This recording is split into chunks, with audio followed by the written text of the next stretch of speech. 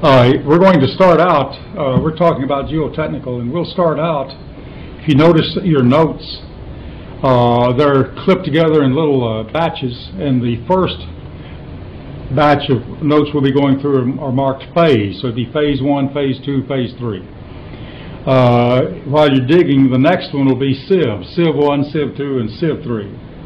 The one after that will be Atterberg, number 1, number 2, and number 3, and so on.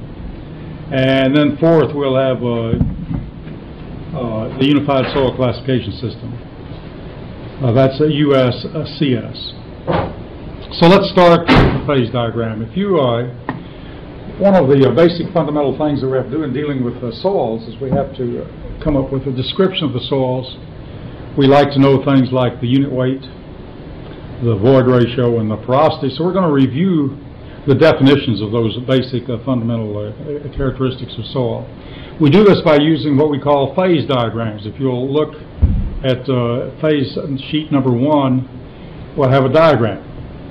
And this phase, if you imagine having a soil in your hand, I got my hand full of soil, you could imagine that soil has solids, it has maybe some water in it, has some gas. The total volume that soil occupied is made up of the total volume. There's the volume of the holes, or the volume of the holes, or the voids, the volume of the solids. If there's any water in it, we have the volume of the water, and we have the volume of the gas. Over on the right-hand side, you notice everything on the left-hand side was volume. On the right-hand side, we have the weights. We have the total weight, we have the weight of the solids, we have the weight of the water, and we have the weight of the gas, which is equal to 0. The weight of the gas is so low that we always assign it a value of 0. Immediately under the diagram, we have a term called G sub S, the specific gravity of the solids. And we're going to use this diagram then. We're going to come up with different ratios of volumes to volumes, and weights to volumes, and weights to weights, to describe certain basic fundamentals. The first one that we're going to use, you can look at phase sheet number 2. Phase 2 is the water content. The water content, designated usually by small w, it's expressed as a percent, and it's equal to the weight of the water divided by the weight of the solids times 100 to get it in percent. It's a weight to weight ratio. It's one of the few weight to weight ratios that we use. So it's the weight of the water divided by the weight of the solids times 100 to get it in percent. Now we're going to talk about volume relationships. In fact, water content is the only weight to weight relationship that we normally use in conventional geotechnical engineering. Now then, the second group will be volume to volume ratios. And I've got 3 of those listed. There's the void ratio, which is the volume of the voids divided by the volume of the solids. Its name is void ratio, so it's usually expressed as a ratio, not a percent. Although I have seen it called void ratio and expressed as a percent. It's one of life's little mysteries. Porosity is normally expressed as a percent. Sometimes it's expressed as a ratio, but it's normally a percent. And it's the volume of the voids divided by the total volume times 100 to get it in percent. And then the degree of saturation, designated by the letter S, is equal to the volume of the water divided by the volume of the voids, and all of that multiplied times 100 to get it in percent. Let's look at that one a little bit. The void ratio, the degree of saturation, S, is the volume of water divided by the volume of the voids. What that does is it tells us what percentage of the hole or the voids in the soil is filled with water. So a soil that had all the water that it would hold would be at 100% saturation. A degree of saturation for dry soil would be 0. Okay, and then we have a series of weight to volume. We're going to compare weights to volumes. And the volume that we use most of the time is the total volume. And so let me start with the first weight to volume relationship, and that's the wet unit weight. And we'd normally call that the wet unit weight. Gamma wet is equal to the total weight divided by the total volume. You need to make a correction on your sheet.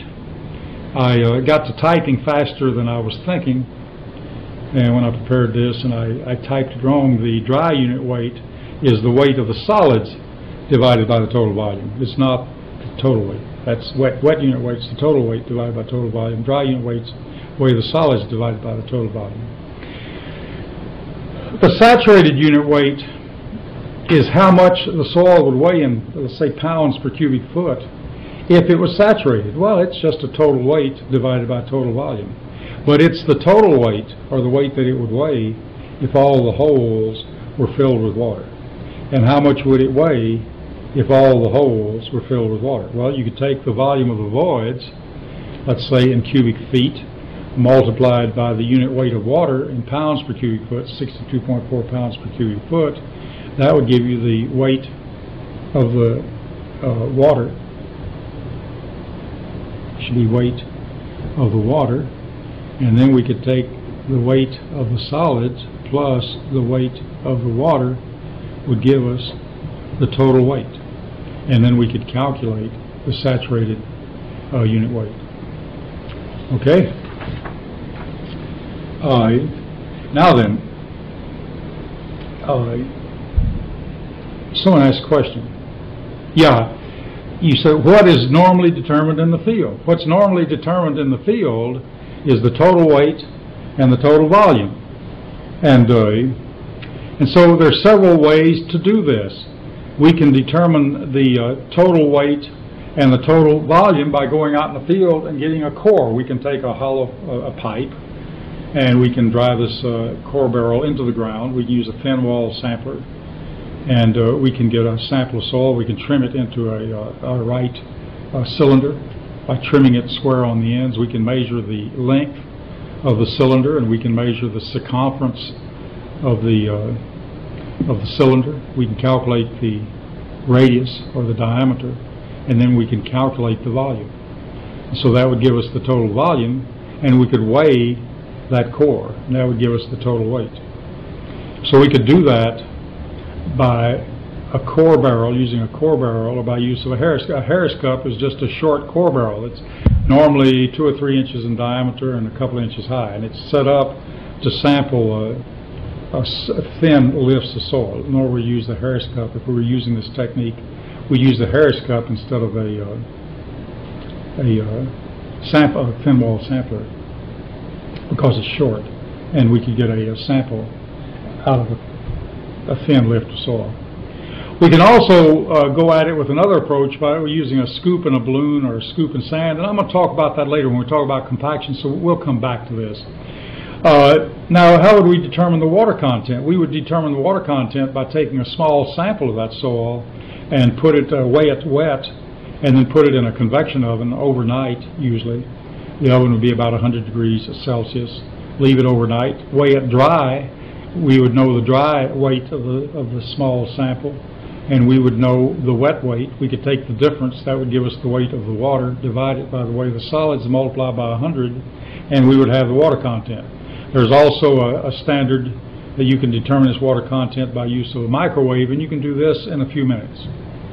And then once you know the total weight and the volume, you can calculate the wet unit weight. Once you know the water content, you can convert the wet unit weight to a dry unit weight. So you'd have everything that you'd need. Then you would either assume a specific gravity, or you would measure the specific gravity, and then you could calculate all the volumes, all the weights, and all the various parameters that you wanted. As an alternate, you can use a nuclear density meter, and we'll talk about that when we talk about compaction. So we'll come back to that a little later.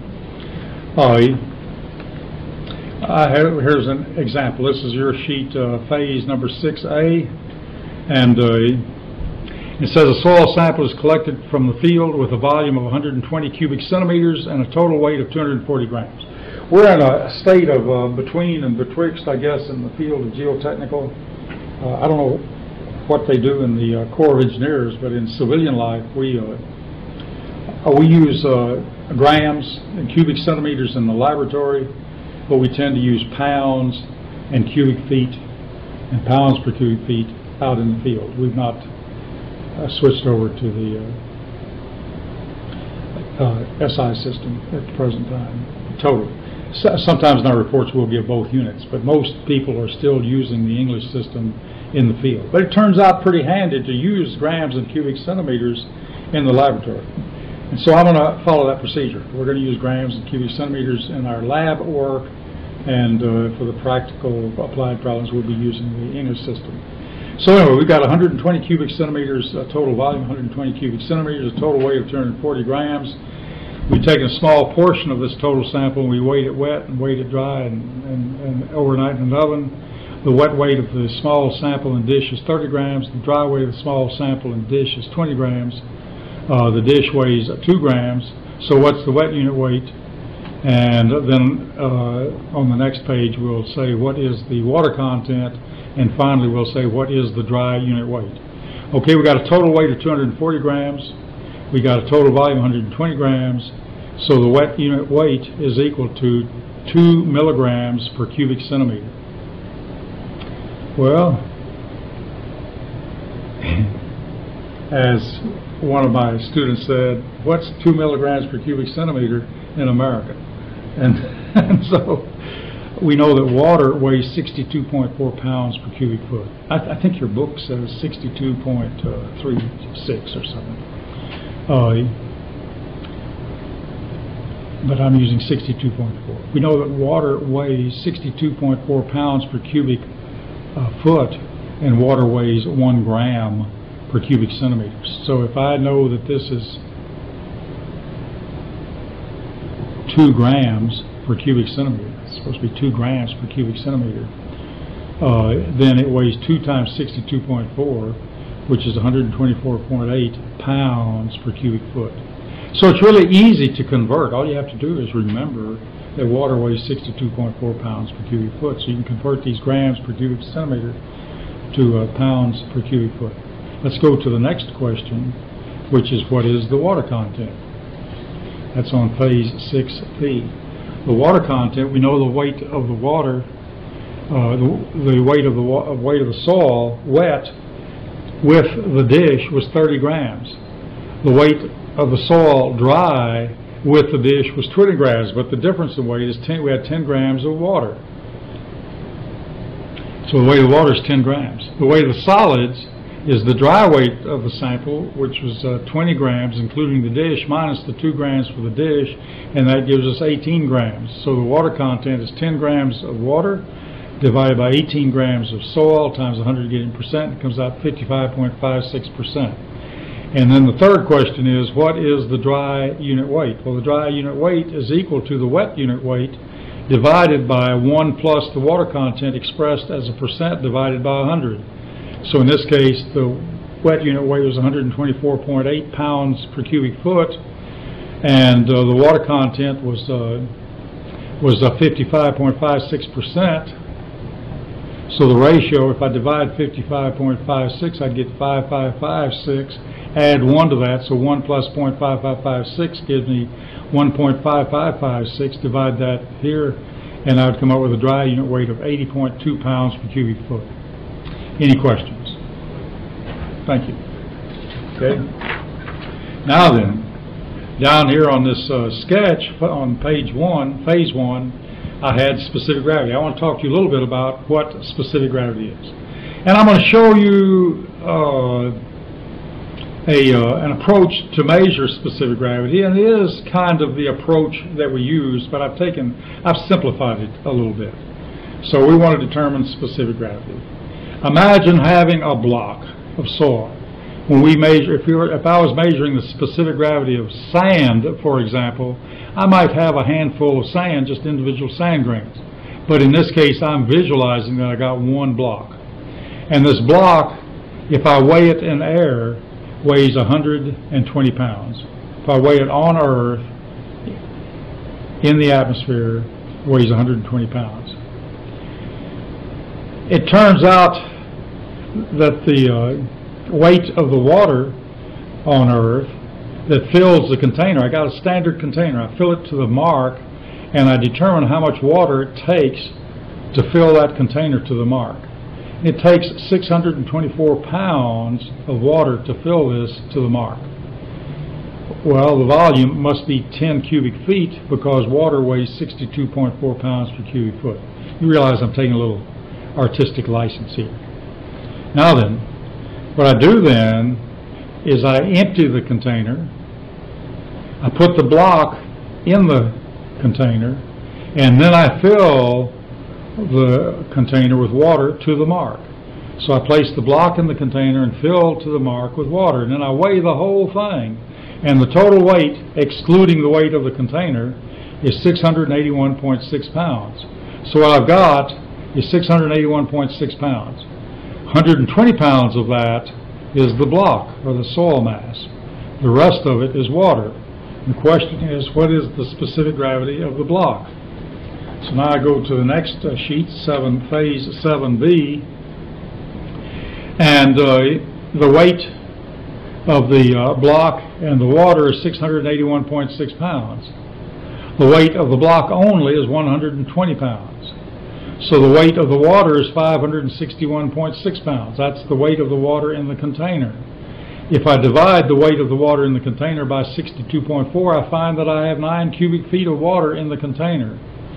That means that I must have had 1 cubic foot of volume in the block. The block has a volume of 1 cubic foot. I found I was able to find the volume of the solids by weighing a block and by weighing some water. So the specific gravity is that block weighs 120 pounds per cubic foot. It has a volume of 1 cubic foot, and water weighs 62.4 pounds per cubic foot. So this block weighs 1.933 times as much as water. It weighs 120 pounds per cubic foot, the block does. That's 1.933 times as heavy as water. So specific gravity tells me how much the solid block weighs. You find it essentially by determining the volume of the block and by determining the weight of the block, and then you compare its unit weight with the unit weight of water and express the specific gravity as a ratio. So if you see, most soils have a specific gravity around 2.7. That means those solid particles weigh about 2.7 times as much as water. Okay? Now, I want to work example 2. And there's a little correction on example 2. It says if the specific gravity of a solid in example number 1. That isn't, it has nothing to do with example 1. It's just if the specific gravity of a soil is 2.7, compute the volume. Compute the following. What is the volume of the solids? I gave you this. What's given, and may not be drawn on your sheet, is here's the gas, here's the volume, here's the solids. And I'm giving you the total weight is 120. I'm giving you the weight of the solids is 100, and the weight of the water is 20. Maybe this was determined in the field. And I've given you the total volume, which is a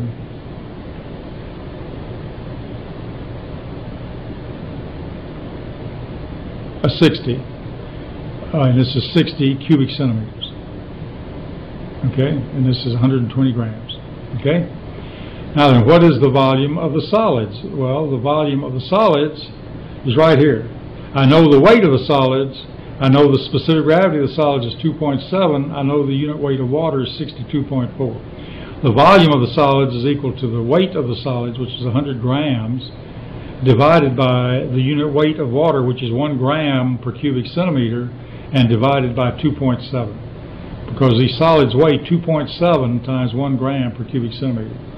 So the volume of the solids is 37.04 cubic centimeters. What is the volume of the voids? Well, I know the volume of the water is 20 grams. I know that water weighs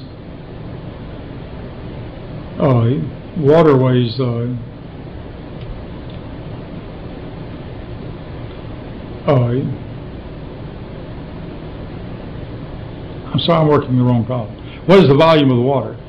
Water weighs 20 grams. The unit weight of water is 1 gram per cubic centimeter, so the volume of the water is 20 cubic centimeters. So I know this volume of water is 20 cubic centimeters.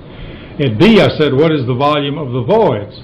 The volume of the voids is the total volume minus the volume of the solids. So that's 20 minus 37.04, which is 22.96. So I got 22.96 total volume.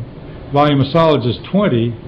Then I must have about 2.96 volume of gas. And that should be solved on the next page. What is the volume of the gas? Well, the volume of the gas is equal to the volume of voids, which is 22.96 minus 20, which is 2.96. Any questions? None so far. Okay. I must be doing a good job. Very good. Okay. There's another example problem. On that problem, it's just continued. We want to know what's the void ratio for this sample, what's the porosity, what's the degree of saturation, and what is the saturated unit weight.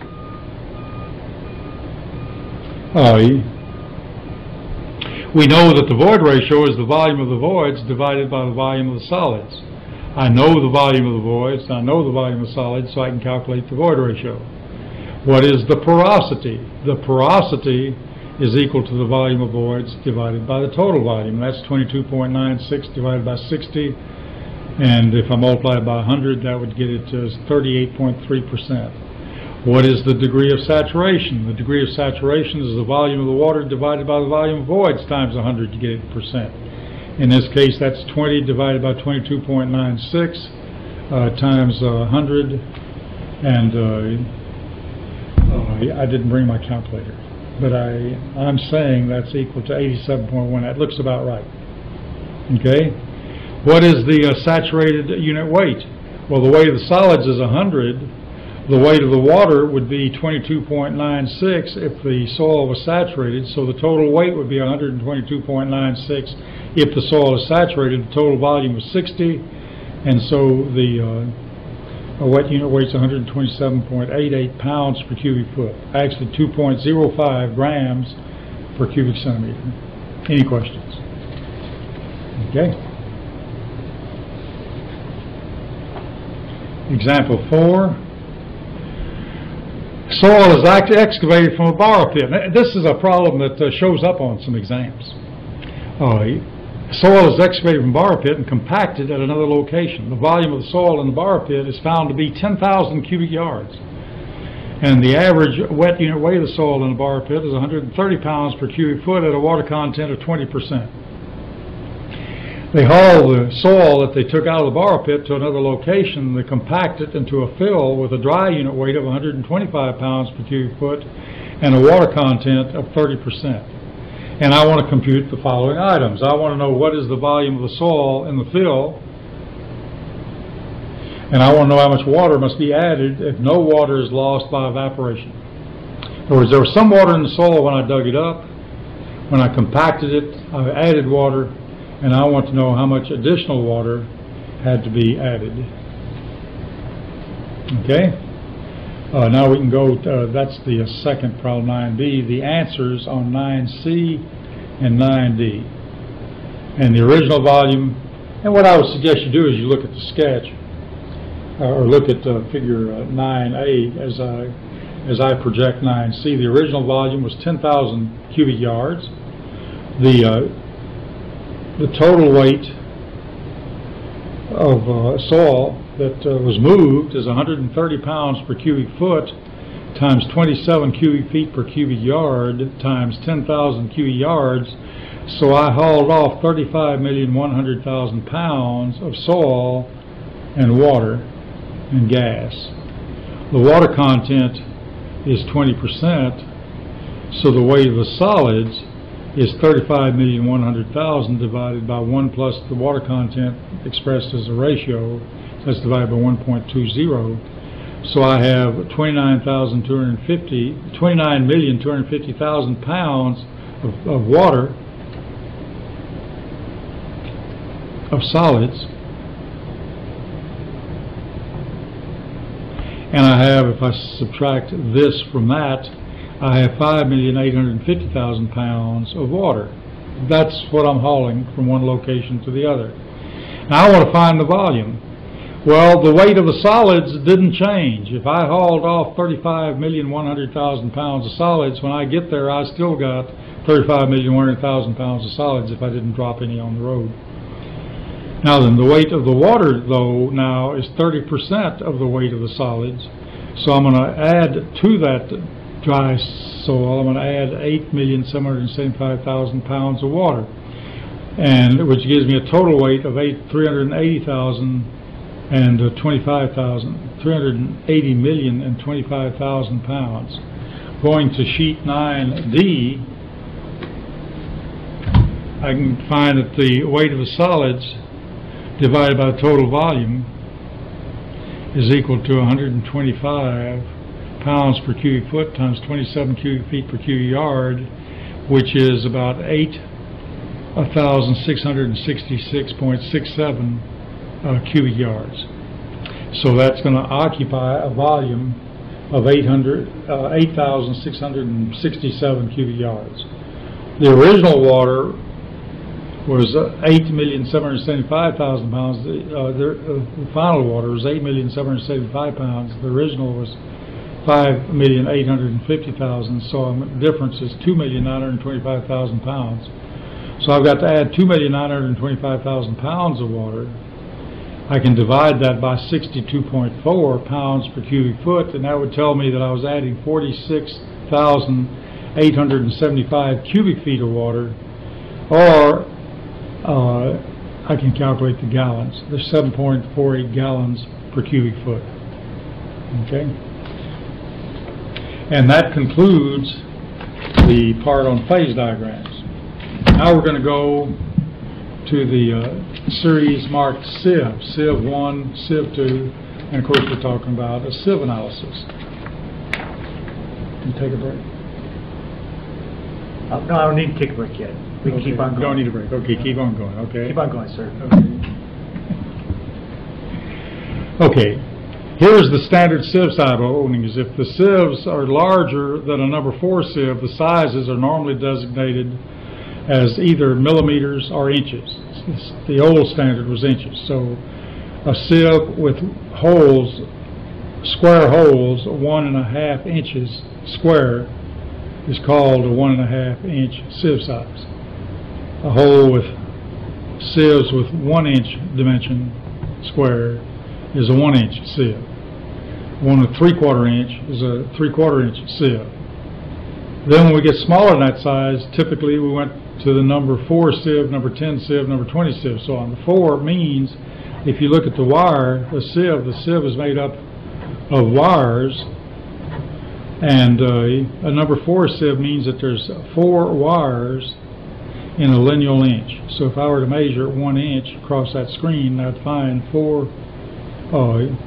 I'd find 4 holes per inch.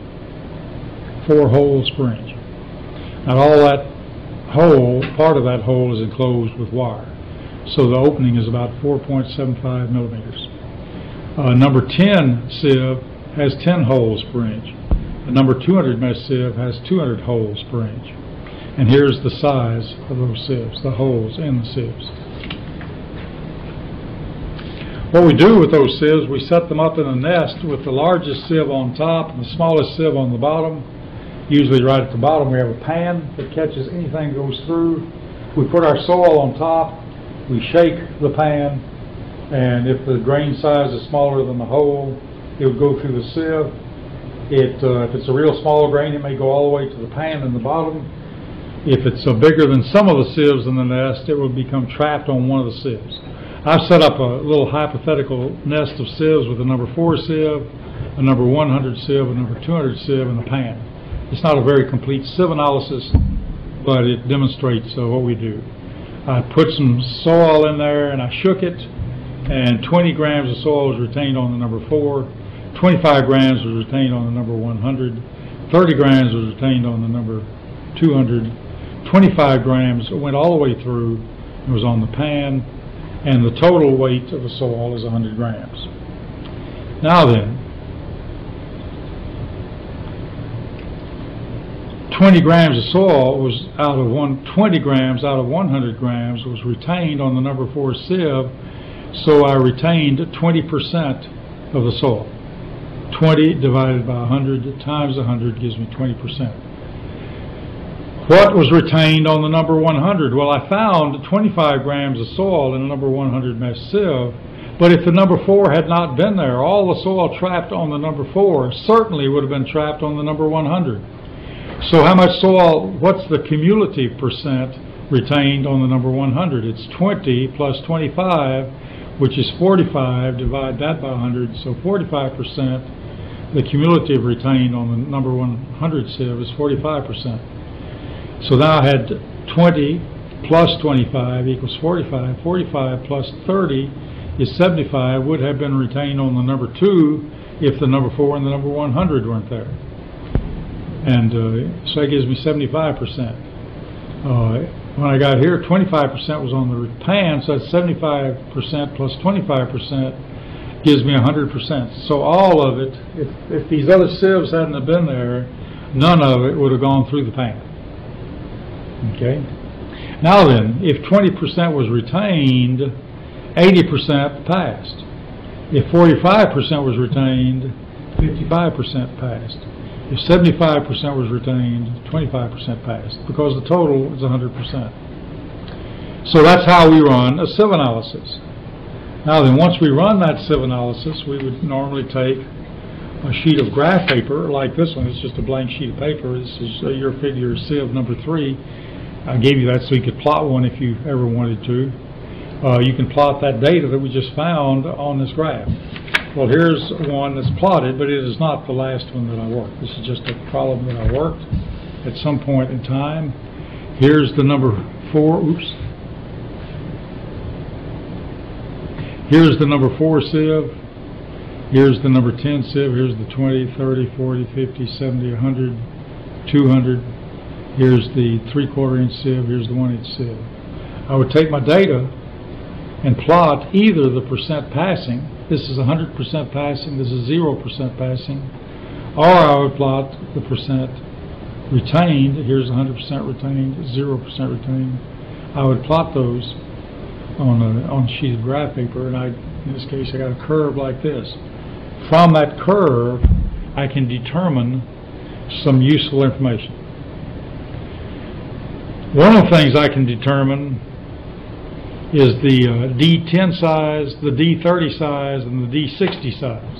By D10 size I mean what size is the grain that has 10% of the grain smaller than that grain size.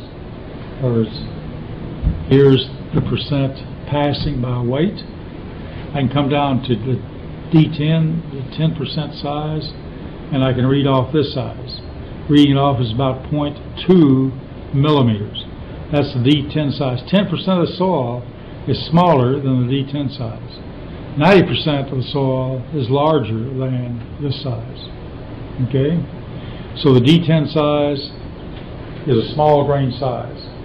The D10 size is also used in filter design. If I was flowing water through a sand, if I had a specimen of soil that was a foot high, and I put water on it, so the difference in head between one side of the sand and the other was 1 foot, so a sample is 1 foot high, and I'm losing 1 foot of head as the water flows through it, I could determine the D10 size. I could take another soil that had the same D10 size, and there should be the same head loss through that water, because the D10 size is what's representative of a head loss in soil. If I want to know how much head I'm going to lose in a soil, I can determine the D10 size, and then use empirical equations to determine the permeability. So the D10 size is called the effective size in hydraulics or filter design, and it's the size that 10% of the soil is smaller than that size. I can also determine the D30 size. So here I come to percent passing by weight and read 30, and that's 0.6 millimeters. I can also pick the D60 size, which is right here. I could make a mistake and pick out the D90 size over here, which would be the same as the correct D10 size. and I could take the D30 size, which is nothing that we've ever calculated before, and I could take the D60 size, which is also nothing that we've ever calculated before. When you get the D10, D30, and D60 size, you always look on the side of the graph that has the percent passing by weight. You do it in such a way that the D10 size comes out the smaller size. If you do it wrong and try to do it using the percent retained by weight, you would get the D10 size would be the big size, and that's not right. The D10 size is the small size. Okay? Now then, in that graph, what I got was the D10 size of 0.2 millimeters, the D30 size of 0.6 millimeters, and a D60 size of 1.8 millimeters. So I can calculate a couple of coefficients. One of them is the uniformity coefficient, and it's equal to D60 divided by D10.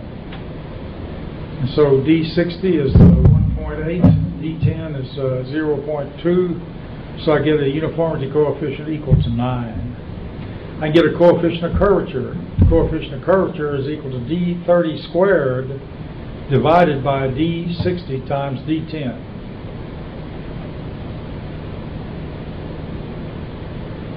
Okay? In this case, then, the coefficient of curvature is equal to the D30 size, which is 0.6 squared, divided by 0.2 times 1/8, which comes out around 1. Okay? Now then, we can use that information to classify sands and gravels. Imagine having some sand. I could visualize having a handful of sand where all the grains were about the same size. And I could visualize having a handful of sand where the grains were all different sizes. I got big grains and small grains. In engineering,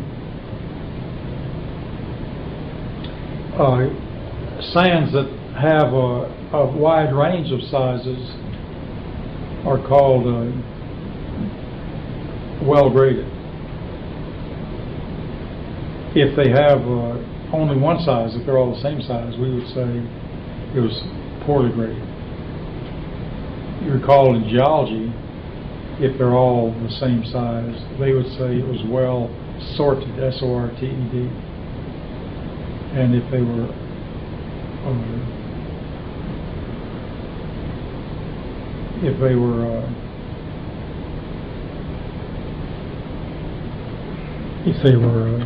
I've forgotten which one I gave. If they were all the same size, then they've been sorted. And if they're different sizes, they have not been sorted. In engineering, we talk about well-graded and poorly graded. Okay, now then. A sand is well-graded if C sub U is a 6, is more than 6, and if C sub Z is between 1 and 3. If either one of those is not true, then by default, the sand is poorly graded. A gravel, on the other hand, is well graded if C sub U is more than 4 and if C sub Z is between 1 and 3. Otherwise, it's poorly graded. Okay? Now let's look at another example here. Sheet number 7. I had a sieve analysis, and the percent retained on the number 4 sieve, the percent retained on the number 4 sieve is in 17%. How did I get that? Let's go back and look at a graph. What percent is retained here on this soil on the number 4 sieve? Here's the number 4 sieve. The percent retained on the number 4 sieve is the percent retained by weight. Looks like about 11% for this particular soil.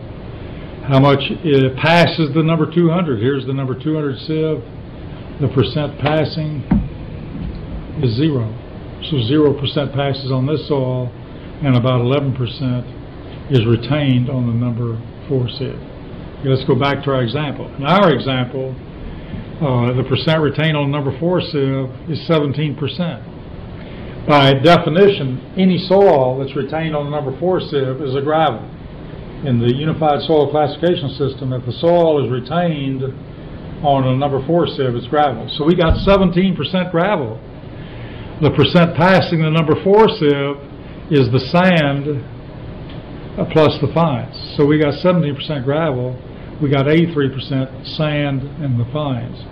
The percent retained on the number 200 by definition is the gravel or the sand or the coarse fraction. In this case, the percent passing the number 200 is 0, and that's fine. We got 0% fine, we got 100% coarse. Okay? So now then, in that case, we had 17% retained on the number 4 sieve. So that's the percent retained on the number 4. That's the gravel, that's 17%. We had 0% passing the number 200 sieve. So that's the fine. So that's the percent passing the number 200. We had a total of 100. So if we had 0% fine out of a total of 100, we had 100% coarse. If we had 100% coarse and 17% of it was gravel, we must have had 83% sand. You subtract 17 from 100, you get 83% sand. So we know we got 17% gravel, 83% sand, 100% sand, and 0% fine soil. Okay?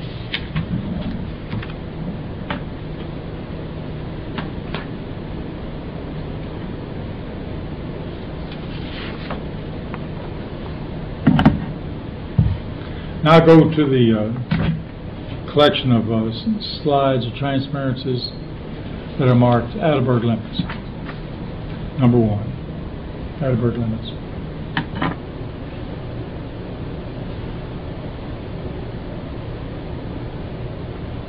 Time for a break? Yes, yeah, I think I need a break. Okay, we were ready for a break also. It was getting dry. So now we're going to start Atterberg number 1. We're going to talk about the Atterberg limits. The Atterberg limits, let's go back and visualize this handful of soil that I've been talking about. We got this handful of soil, and I can visualize taking that soil and mixing it with water and putting enough water in it that the soil acts like a liquid. How does the soil act when it acts like a liquid? It doesn't act furtive, it acts like a liquid, right? If I stick my finger in and jerk it out, the hole disappears. It's a liquid. I can imagine drying that soil out, and it would dry out and dry out and dry out, and pretty quick it'd be dry enough to act like a plastic. Now I can stick my finger in that soil and jerk it out, and the hole stays there. Now it's a plastic. We could have used a finger test for that, but they wouldn't pay geotechnical engineers the vast sums of money if we ran a finger test. Instead, we run a liquid limit test. So the liquid limit is the moisture content, which serves as the boundary between the soil acting like a liquid and acting like a plastic. When you reach the boundary at which the soil, if you're wetting the soil, when it quits acting like a plastic, starts acting like a liquid, then that is the liquid limit. We run the liquid limit with a liquid limit machine. It's a hand-operated machine. What we do is we have a brass plate, a brass cup. We fill it with soil. It's a consistency of apple butter, maybe. We strike a groove in it, and we tap that brass plate in a standard way. And as we tap that soil in that plate or bowl, the little canyon that we put in there will close up. When exactly ½ inch closes at exactly 25 blows, we would be at the liquid limit. Of course, we can't ever mix it at the liquid limit except by accident. So what we normally do is we run 3 tests. We would run 1 dry, we'd run 1 wet, and the other one we would let it come out either dry or wet. If the soil was too dry, if it was dry over the liquid limit, it would take more than 25 blows for ½ inch to close up. If the soil is wet, it would take less than 25 blows. We would take those results and plot them on paper, and we can read off the water content at which 25 blows would just close ½ inch. That's the liquid limit. Call it the LL, or liquid limit. It's the percent water. But we leave off the percent. If a soil had a liquid limit of 70, then we could say that when the soil is at the liquid limit, it has a water content of 70%, but the liquid limit is 70. We leave the percent off. Now then, we could continue drying that soil, and it would reach the state where it changed from plastic to a semi-solid. Now, when it's a plastic, I could stick my finger in there and jerk it out, and the hole would stay. If it's semi-solid, I could try to stick my finger in there, and it'd break my finger. Okay, so it'd be a semi-solid.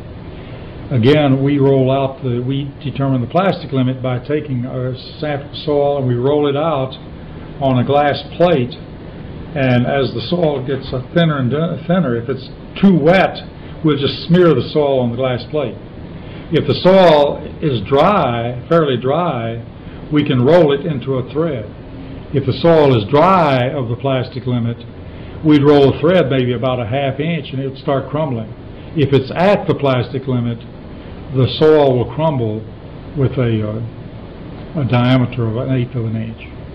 It's just an arbitrary test. Now there's also a shrinkage limit. And the shrinkage limit is where the soil changes from a semi-solid to a solid.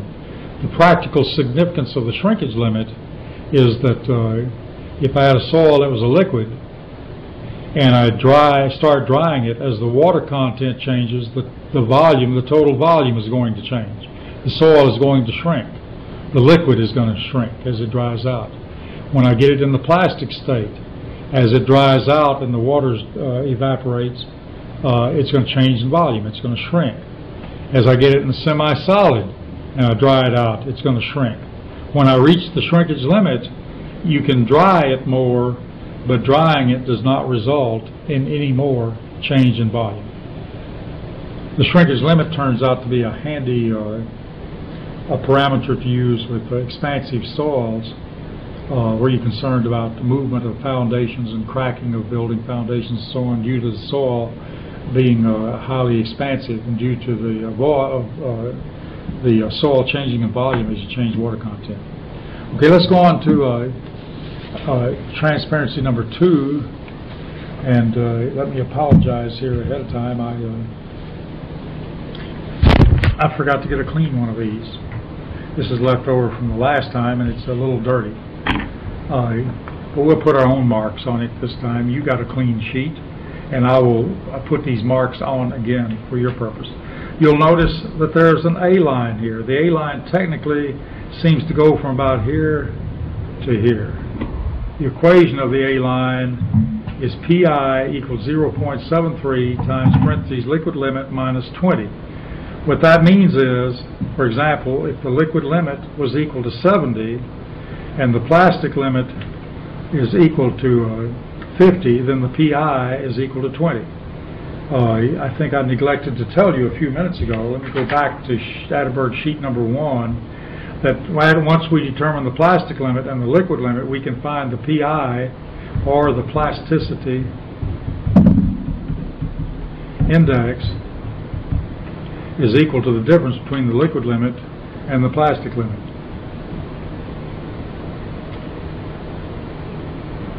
What was that you said, Lieutenant Fuzz? Yeah, the PI, plasticity index, is the plastic limit subtracted from the liquid limit. Yeah, okay. Now then, this equation for the A line says the PI is equal to 73 minus the liquid limit minus 20. For my soil, I've got a soil that's got a liquid limit of 70, it's got a plastic limit of 50, so it's got a PI of 20. I'm going to plug into this equation and see what I get. The liquid limit is 70, so I've got 70 minus 20 is equal to 50, and I multiply that times 0.73, and that's equal to 36.5. 36.5. What that means is, if the liquid limit is 70, the PI over here that would be on that A line would be equal to 36.5. It just tells you what the PI is on the line if you know the liquid limit.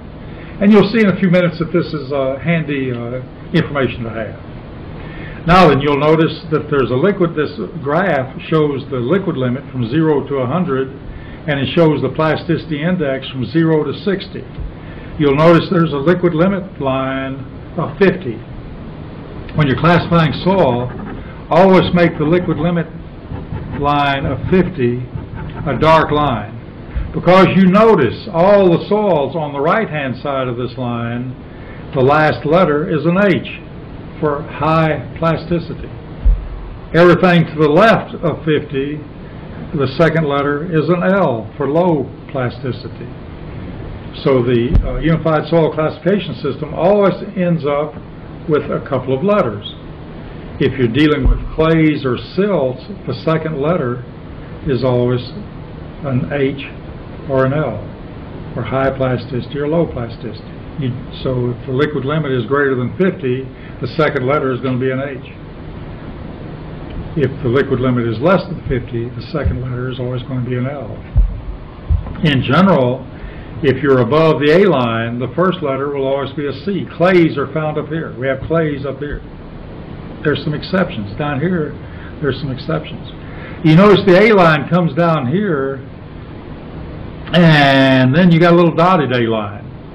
If you want to think in simplistic terms and say that it's clays above the A line, then imagine that the A line comes down here, down here, down here, down here, and then turns and goes over here. Now, if you let that be your A line in your mind, if your A line is this and this, then all soils above the A line are clays. If you say, well, gee, I don't think that's A line. Here's the equation. Looks like the A line goes down here. Okay, fine. Then this is the A line. Then not all the soils above the A line are clays. There's some exceptions. There's a soil that's called a CL-ML. It's in this shaded portion. If you come out, if you have a liquid limit and a PI that puts you in this shaded portion, you can't tell whether the soil is a clay or a silt. So it has a dual classification, CL-ML. What that means is you can't predict how it's going to react. So you probably wouldn't want to use it for construction material. If it falls down here, it's an ML. If it falls up here, it's a CH. Now you notice there's a U line. A U line. And it has an equation. And what that means is somebody went through and found all the liquid limits and all the plasticity PIs that have ever been run on natural soils, and they plotted them, and they found that none of them ever plotted above the U line. So the U line, if you get one that plots out above the U line, you've either discovered a new soil or the lab has made a terrible mistake. So you probably want to check. Okay? Now then, in this case, we have a fine-grained soil, let's say, that has a liquid limit of 70 and a plastic limit of 50, so the PI is 20.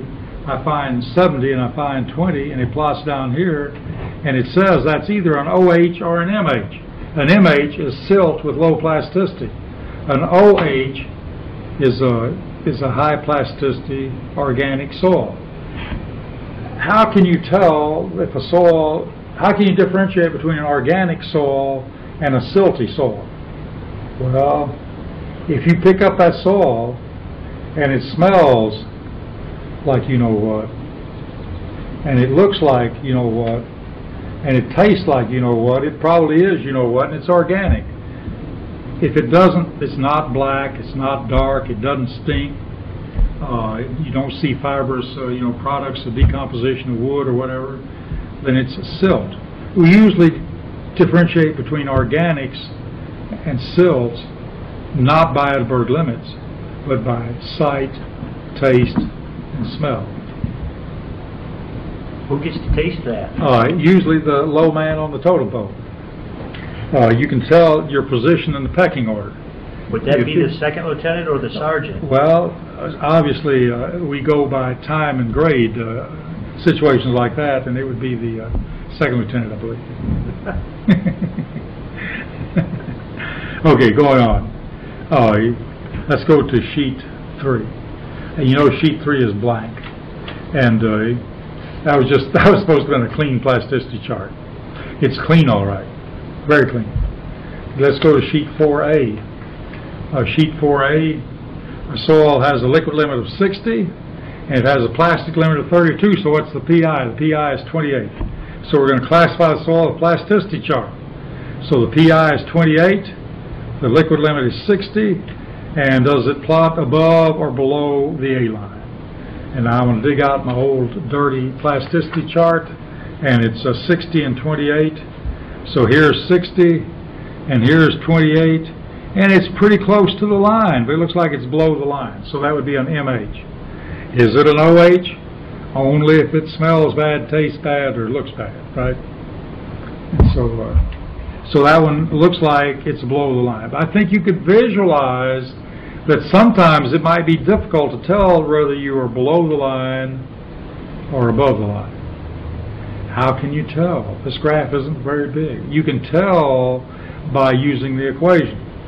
So what we had was a liquid limit of 60 and a PI of 28. We had a liquid limit of 60 and a PI of 28. Plugging into this equation, PI of 28, liquid limit of 60. Plugging into this equation, I got 60 minus 20, which is 40, multiplied by 0.73. That's 29.2. So at 60, at a liquid limit of 60,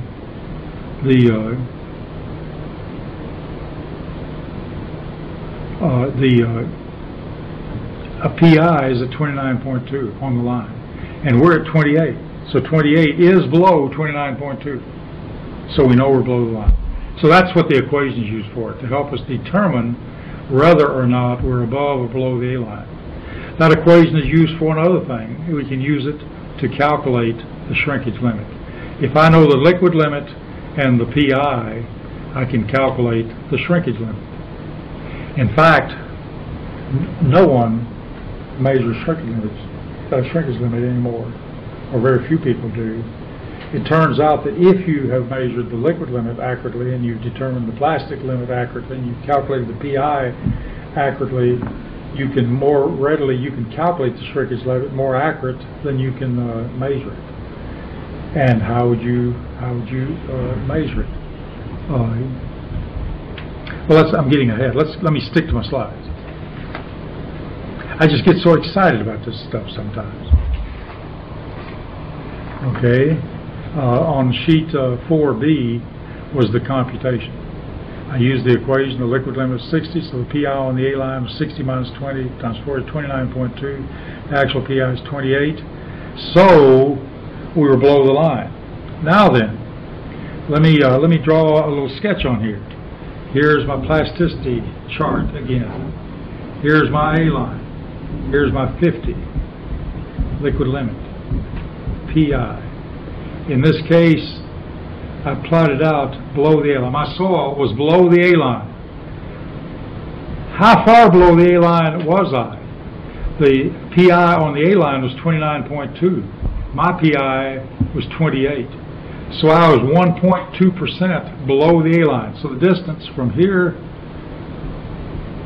from there to there, is 1.2%. The shrinkage limit of all soils, or 20, the shrinkage limit of all soils in the world, according to what I'm about to tell you, is 20 plus or minus something. Okay, it's 20 plus or minus something. The shrinkage limit in this case, since my soil plots out below the A line, the shrinkage limit is 20 plus something, and the something is the 1.2. So the shrinkage limit is 20 plus 1.2. Had this soil plotted out as a clay 1.2% above the A line, the shrinkage limit would be 20 minus 1.2. If the soil plots below the A line, you add this difference to 20 to get the shrinkage limit. If the limits plot above the A line, you subtract the difference from 20 to get the shrinkage limit. So once you know the liquid limit and you know the plastic limit, you can get the PI, you can calculate the PI, and you can calculate the shrinkage limit. Okay? So the shrinkage limit. The shrinkage limit is usually determined by plotting the liquid limit PI for the soil on a plasticity chart. This is just a graph saying what I just told you. And so you can review that and see if I was right. Okay, now then, let's look at the unified soil classification by using sieve analysis. Coarse-grained soils, when we think about coarse-grained soils, sands, in all the world, according to the unified soil classification system, there's two kinds of soil in all the world. There's fine-grained soils, and there's coarse-grained soils. So you show me a soil, and it's going to be either fine-grained or coarse-grained. It's fine-grained if 50% or more passes through the number 200 mesh sieve. So we use the number 200 mesh sieve as our dividing line. The 200 mesh sieve was selected because that represents about the limit of natural vision. If you look at some soil and you can see the individual grains and you have normal vision, then it's a coarse-grained soil. If you can't see the individual grains, then it would be a fine-grained soil. Table salt, if it were a soil, would be coarse-grained because you can see the individual grains. Granulated sugar would be a coarse-grained soil because you can see the individual grains. Powdered sugar would be a fine-grained soil because you can't see the individual grains.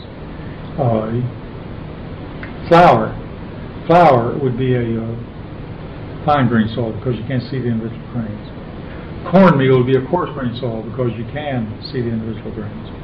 Now then, coarse-grained soils are divided into two groups, gravels and sands. And to be a gravel or a sand, you've got to have less than 50% of the material passing through the number 200 mesh sieve. That would make it a gravel or a sand. Then if you take that gravel or sand fraction, if most of it is a gravel, then it's gravel. If most of the coarse fraction is sand, then it's a sand. What's the difference between a gravel and a sand? The sand passes through a number 4 sieve, and a gravel is retained on the number 4 sieve. So we use the number 4 sieve for our divider between sands and gravels. Fine-grained soils can be divided into two groups. One of them is clay, C, and the other one is silt. We use S for sand because sand starts with an S. We use G for gravel because gravel starts with a G. We use C for clay because clay starts with a C, and we use M for silt because the Swedish word for silt starts with an M. We couldn't use S because we're using that for sand. So the Swedish word for silt is mu, and they use M. Okay.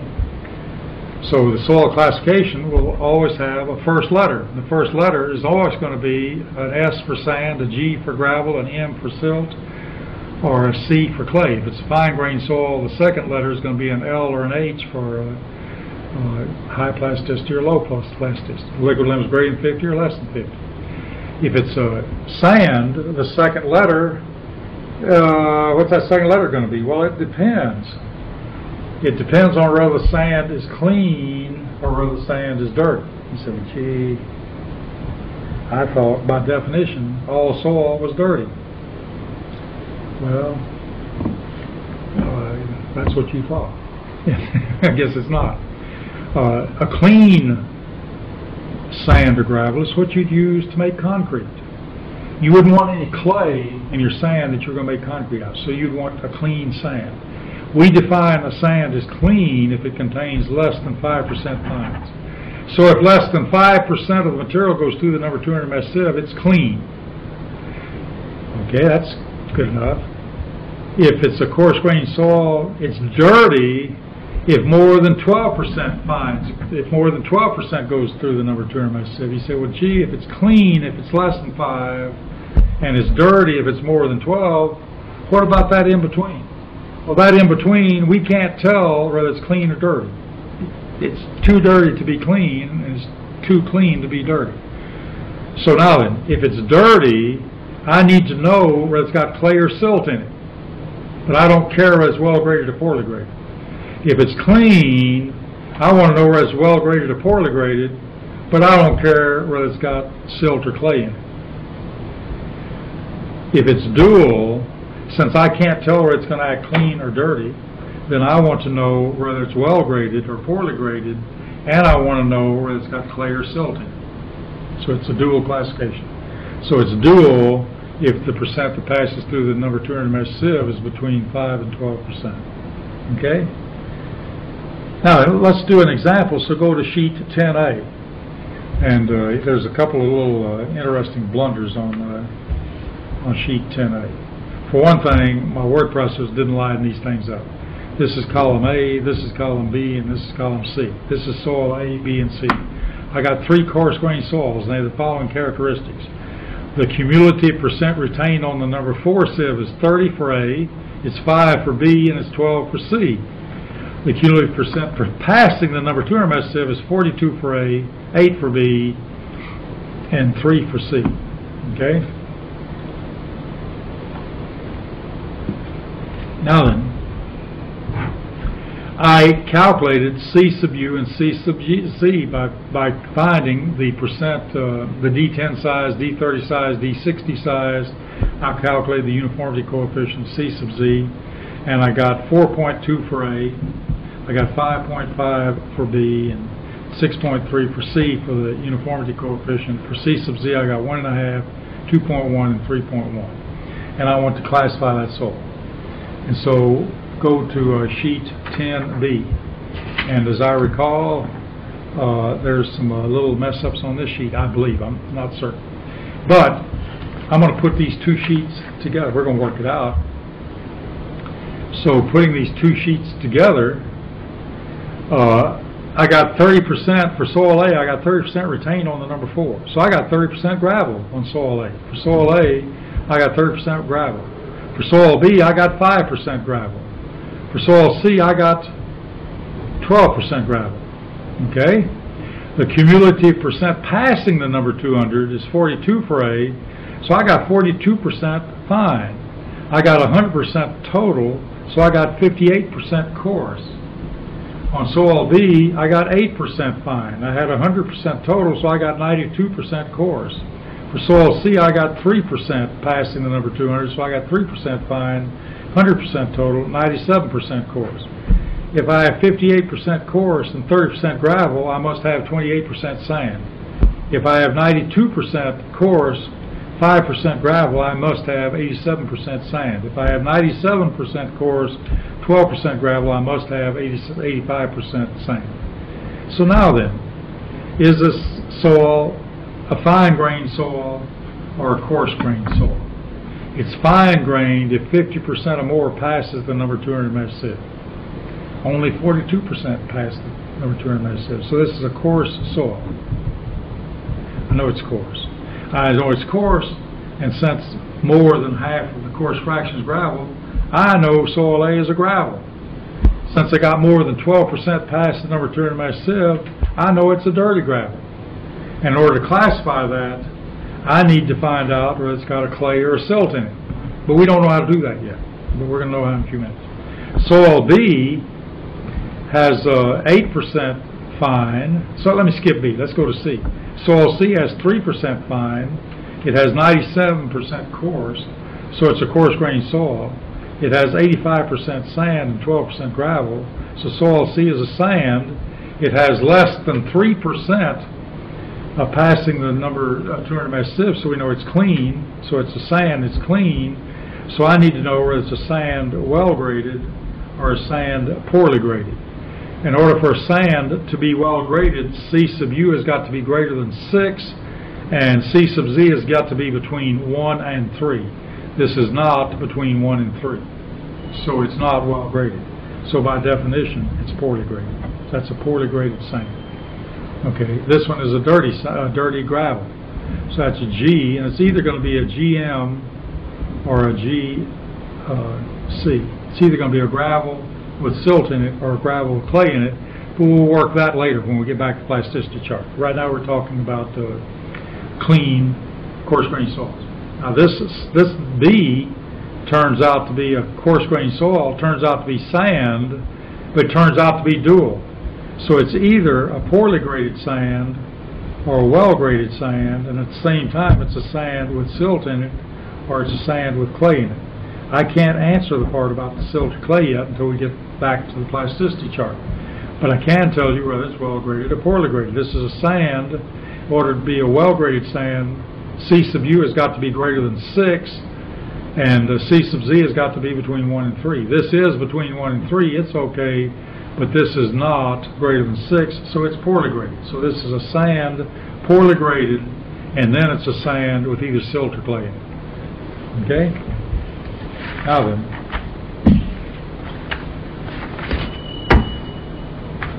let's go to a pile of papers that are marked USCS, number 1, is Unified Soil Classification System.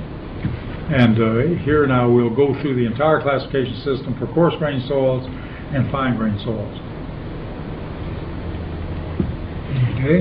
In order to do this Unified Soil Classification, you need to do a sieve analysis so you can determine the D10, D30, and D60 sizes to calculate C sub U and C sub Z. You also use a sieve analysis to determine whether the soil is fine-grained or coarse-grained.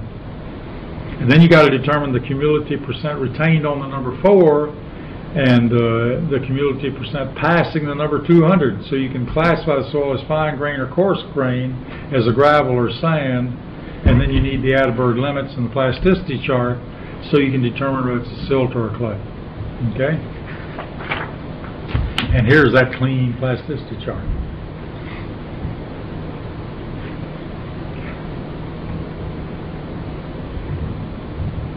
I make a lot of mistakes like that. You know, I thought I was wrong all ago, and it turned out I wasn't. Okay, now then, here's the plasticity chart. It's clean, so let's go on and let's classify the soil on sheet 2. So keep that plasticity chart handy, and we've got a soil to classify. I've got a soil to classify. I got soil A, B, and C to classify. This is on sheet 2A.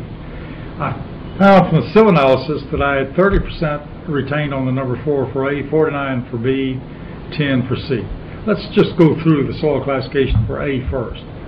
I got 30% retained on the number 4. So go to the next page, and I'll put it like this. And I got 30% retained on number 4, so I know I got 30% gravel. Okay? I got 50% passing the number 200, so I know I got 50% fine. And so I got 100%, so that gives me 50% coarse. I got a tie, but the tiebreaker between coarse-grained and fine-grained soils goes to the fine-grained. So this is a fine-grained soil.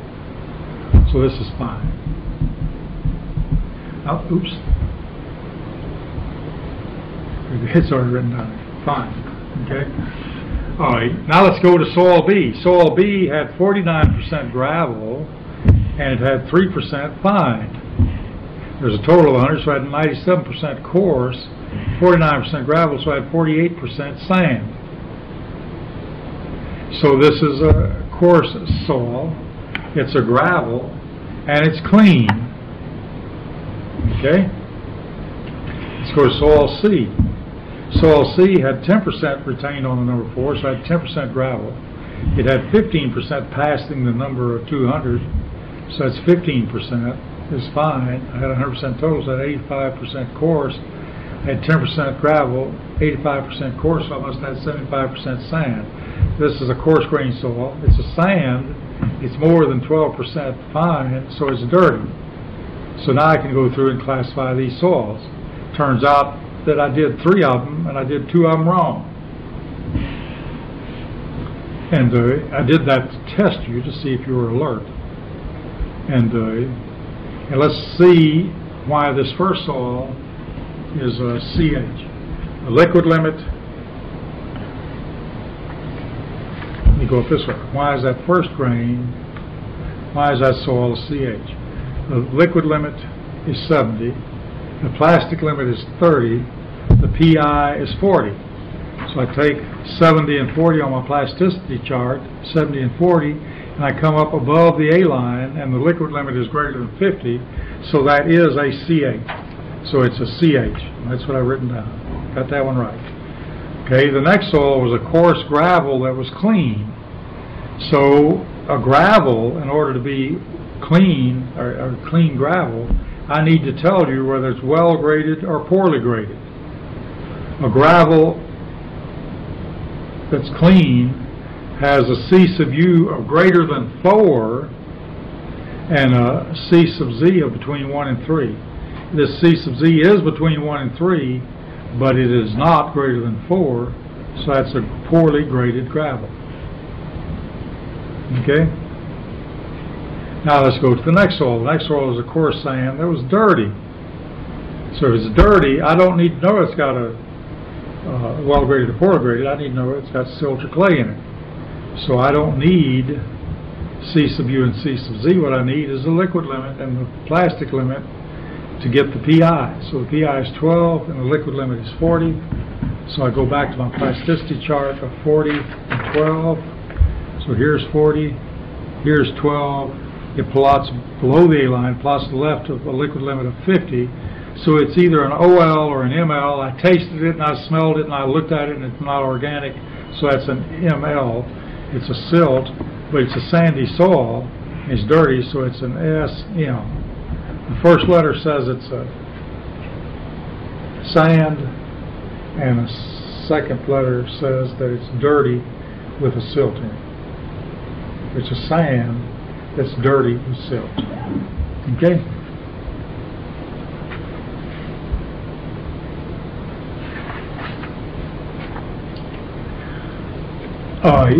Here's an engineering use chart. The sheet 3 is just an engineering use chart, and I'm going to zoom in on it a little bit here.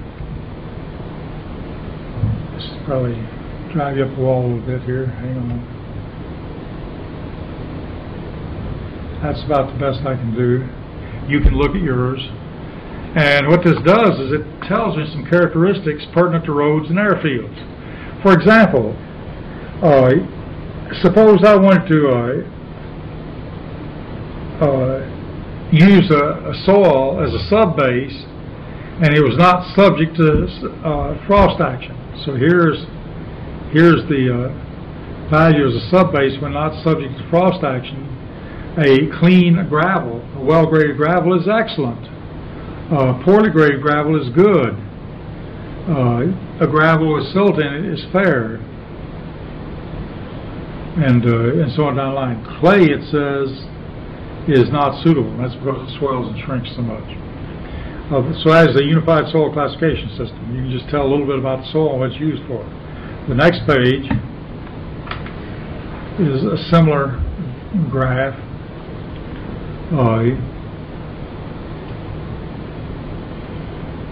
But it tells you which compaction equipment to use to compact the soil, and it tells you some typical unit dry weights, and it tells you some typical CBR values. It tells you a typical subgrade modulus value if you were designing pavement, and it gives you the classification over here. And it gives you the drainage characteristics. So that's just handy information to have. I included it for you. Sheet 5 is just a continuation of the engineering use chart. Here's an old engineering use chart. And this sheet 6 is for the coarse grain soils, for the gravels and sands. Sheet 7 is for the fine grain soils, the sands and the silts. I mean the clays and the silts. I think there is one coarse grain soil here at the top. Now then, what it tells you is, look at these headings, it tells you something about the permeability.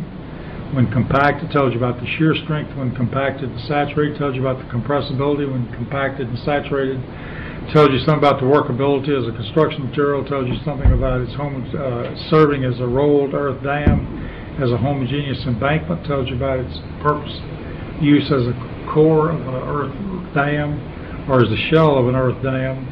The core of the earth dam is what holds the water, keeps the water from moving. If you didn't have enough clay and you wanted to build a dam, you could make the core out of clay, and you could make the rest of it out of sand to hold up the clay, but the core would be the impervious part. So clay serves all right as a core, but it doesn't serve, a sand doesn't serve as a core. Okay. Then a canal section. If you're going to use this stuff in canal, or you're going to put a canal in a particular soil, is it erosion resistant? Does it leak? Does it work as a compacted earth liner, presumably to keep it from leaking? Foundations, is seepage important, not important? Fills, roadways, fills, and surfacing, where frost heaves if possible, frost heave if not possible. Frost heave, as you recall, is in the winter. If you're in an area that freezes, if you're up where it gets cold in the winter, the water in the soil will freeze, and it'll expand, and the soil will swell. In the spring, during what they call the spring breakup, the ice will melt, and you'll have all this water in the soil, which destroys the shear strength of the soil because you got this water pumping through it. And the spring breakup literally means the spring breakup. The road breaks up, and you normally have to rebuild it if you have traffic on it during the spring breakup. So, how does the water get there? Water gets there by rising through capillary action. Capillary rise in clay is higher than the capillary rise in silt, but it takes too long for the water to get there, so the water won't rise in the clay within a year enough to do any good. Winter comes once a year, then it thaws out. So the cycle is a year. So silt will transport more water in a year than clay will. So silt is more susceptible to frost damage than clay is, even though the capillary rise is less, because it will pump more water in a year. It'll pump enough water to get into trouble. The capillary rise on sand is real low, and so it won't pump enough water. So sand doesn't have a frost action problem. Generally, only silts have a frost action problem. That's on sheet 6. Sheet 7 is the same information, but it's for fine grained soils. And then there's an example problem 5.4, which you can look through. You might want to do an exercise like this because it really shows you, if you just go through it. He says soil classified as CL according to USCS is proposed for a compacted fill required. Consider soil to use as subgrade, earth dam, foundation support for structure. Use tables 5.4 and 5.5 and comment on the overall suitability of the soil, potential problems with frost. And so from the chart he wrote all these things down: applicability, frost action, engineering properties, and appropriate compaction. And with that engineering use chart and soil classification, you can write down a lot of information. I suggest you go through that. Okay? And I believe that winds up soil classification, and we're ready to go to compaction. So if you'll look, there'll be a little packet called compaction number 1, and we want to start there.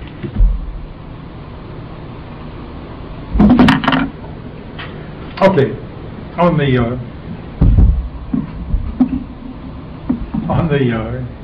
when you compact the soil, we normally use a sheet foot roller, let's say, depending on what the compactor is. Depending on what the soil is. But for clay, we'll use a sheet foot roller. Maybe for sand, we'll use some type of laboratory roller. And our purpose in compacted soil is to make it stronger. We're going to compact it so it's got a higher density, and it's stronger, maybe make a little better subbase. And but we want to run a laboratory test on compaction. We want to evaluate the compaction characteristics of the soil in the laboratory. It really isn't handy to haul that sheet foot roller into the laboratory. It wasn't handy to develop a piece of testing equipment that would simulate the sheet foot roller. So Professor Proctor took some soil in the lab, and he experimented, and he ended up with a hammer that weighed 5.5 pounds right here on compact sheet number 1. He had what became known as a standard Proctor. He had a 5.5 pound hammer, and he dropped that hammer 12 inches. So what he did is he made a mold that was 1/30 of a cubic foot. He visualized filling it up with soil, compacting that mold full of soil by putting about 1/3 of the soil that was going to end up in there first and compacting with a hammer.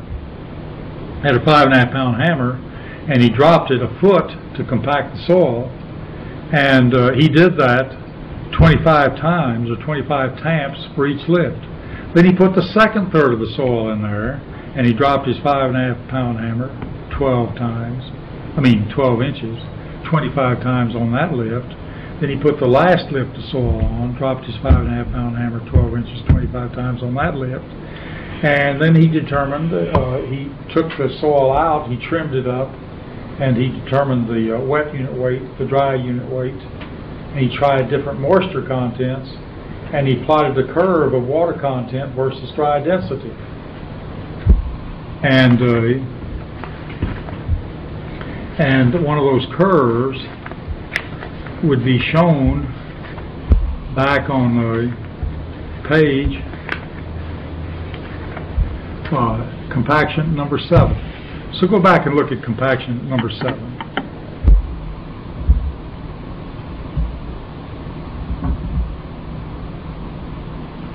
Now then, the standard Proctor was a 5.5 pound hammer.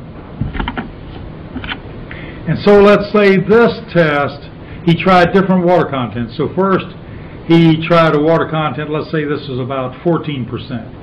And so he got that point. Here's 14% water content, and he got that dry density, maybe 85 pounds or 90 pounds per cubic foot. And then he tried maybe 18% water content. He plotted that, and he got that density. He got this point. Then maybe he had about 25% water content. He got that density.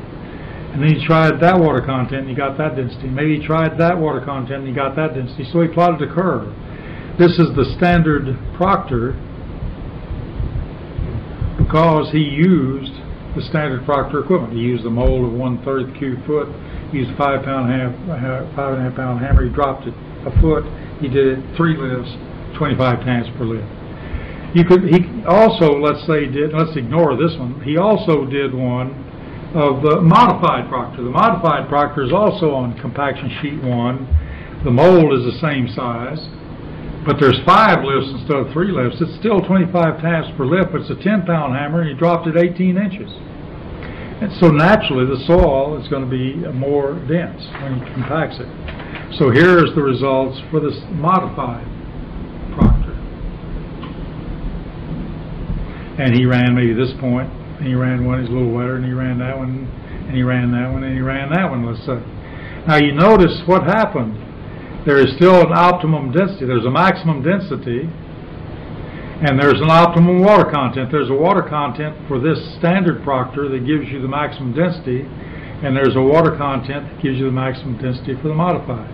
If I were to take the 10 pound hammer and instead of dropping it 18 inches, maybe drop it 13 inches, and have 4 lifts instead of 5 lifts, I'd be putting in less energy, and I might get this curve. And so I can put in any amount of energy that I want to use, and I'll get a characteristic curve.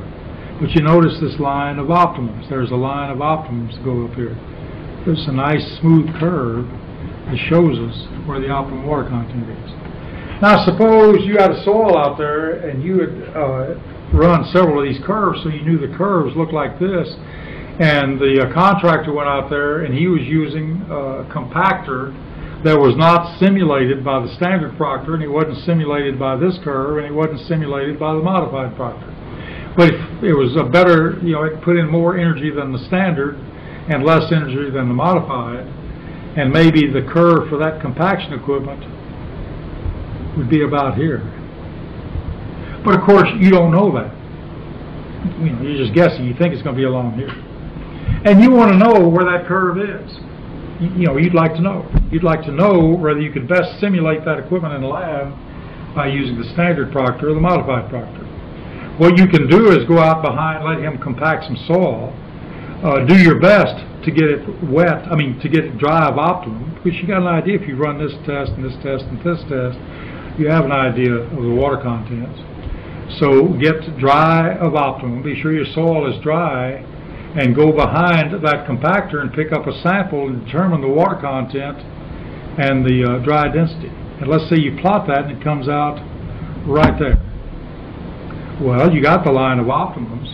You know the curve is going to be similar to this curve and that curve and that curve, and it's going to come up here about that line of optimums. It's going to optimize, and it's going to come down. And so now you know what the curve looks like for that equipment. And in this case, it looks like you would, the standard Proctor is too light. The modified Proctor is a little too heavy. So you might want to modify.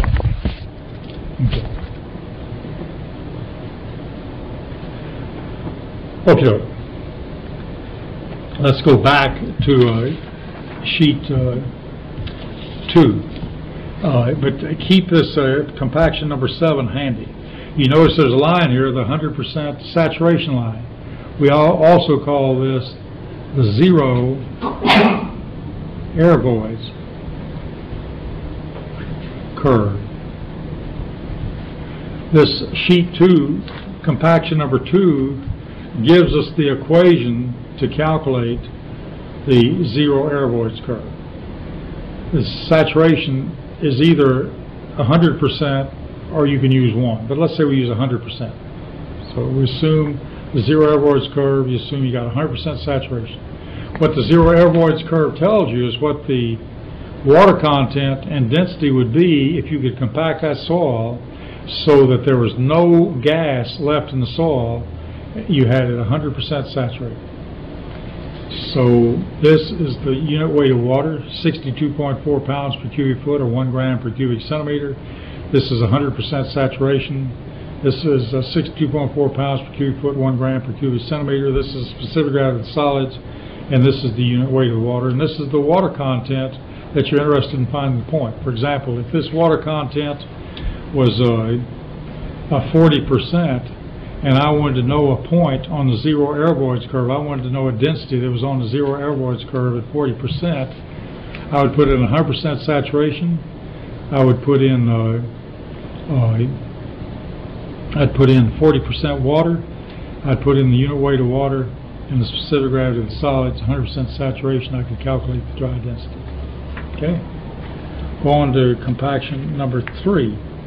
What is the dry unit weight that corresponds with the water content? What is the dry unit weight that corresponds with the water content of 30% of soil with specific gravity 2.7 when the soil is saturated? So I got saturated soil, so I put in 100. Water weighs 62.4. The water content is 30%. So I got 30% plus 62.4 divided by 2.7 times 62.4 times 100. And it turns out to be 93.08 pounds per cubic foot. So that's how I could plot the 0 air voids curve. Why would you want to use how could you use the 0 air voids curve? Let me go back to compaction sheet number 7.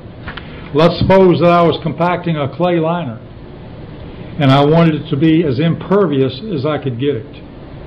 And I wanted it to be as plastic as I could get it. I would want to compact it wet of optimum. And I'd want to compact it so the density came out as close as the 0 air voids curve as I can. So I'd like to plot it, if I was using this compaction curve, I'd like to plot it up in here. So I'd like the soils to come out up in here. If I get up close to that 0 air voids curve, I'm going to really work the soil. It's going to be nice and plastic. A sheet foot roller is really going to stir it up good and compact it. You may not get much density because it's a little wet, but you'll get excellent impermeability. The permeability will be really low. You make a good barrier. And so that 0 air voids curve is useful.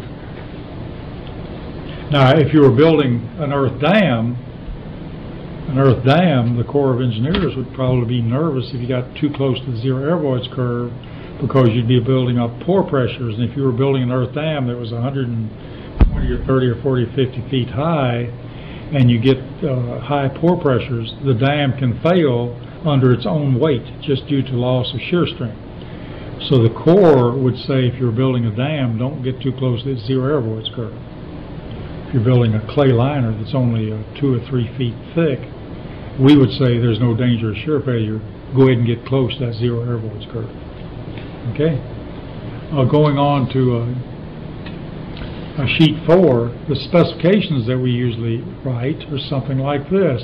A soil must be compacted to a density of 95% of standard Proctor or more. So the density's got to be 95% or more of the standard Proctor density, and the water content must be wet of the optimum water content by standard Proctor. The standard Proctor optimum water content is 33%, and the optimum dry density is 100 pounds per cubic foot. The field density is 93.6 pounds per cubic foot. That's pounds per cubic foot, and the water content is 34%. Okay, the optimum water content is 33%. We want to be wet of optimum. Our water content is 34. That is wet of optimum, so we've met the water requirement. The density must be 95% of 100 pounds per cubic foot, which is 95 pounds per cubic foot. We've got 93.6 pounds per cubic foot, so we met specifications. So excuse me, I went 90, yeah. I don't know what, I changed this number. This is 93.6. This 100 times 95 is 95, so the field density is too low. Somehow I read that as 90%, not 95. We were required to have 95%. 95% of 100 is 95 pounds per cubic foot. Our density is only 93.6. 93.6 is lower than 95, so our soil does not meet specifications. Sometimes, okay, we'll take a short break.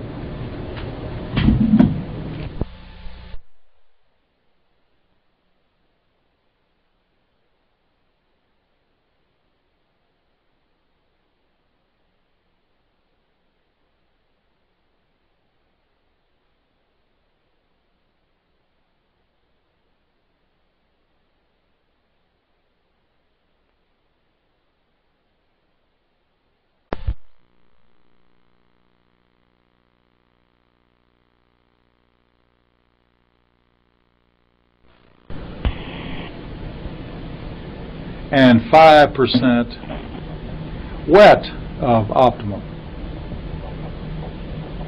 Up here, when I said 95% of standard Proctor, I took the 95% and I multiplied it times 100.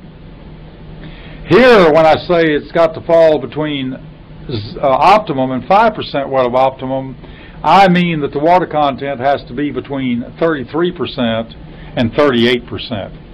That's all I wanted to point out. When we say 95% of the optimum density, we multiply it out. When I say it's got to be 5% wet or 5% dry, we mean just 5% that you would add or subtract. So in this case, the optimum water content is 33, so the water content has got to be equal to or greater than 33, and it's got to be equal to or less than 38.